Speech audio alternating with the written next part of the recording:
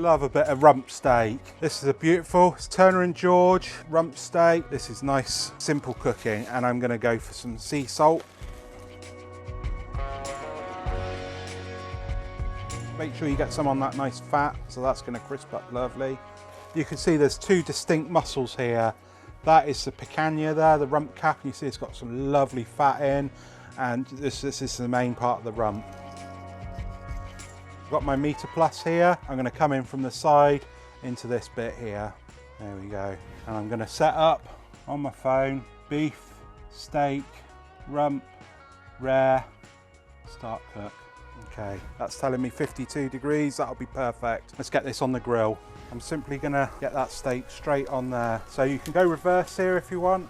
I'm going this way, this is the way I want it.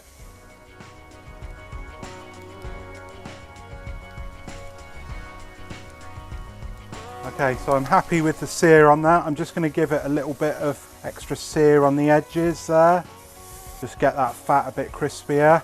Happy with that, so I'm gonna move that over to the indirect side there and just let that come up to temperature nicely. You can do it either way, and I've had good results either way. This is quite a fatty cut, so I want to do it this way, because if I smoked it and then seared it, you get a lot more flaring up. So this is perfect for me for this cut.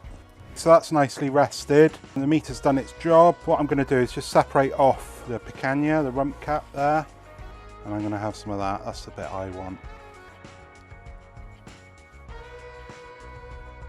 Let's have a look in the main. Oh, beautiful. See, so people say you can only cook it reverse sear, but actually I think you can cook it both ways. For me, that is perfect rare rump steak. Lovely. Great job, meter. Job done.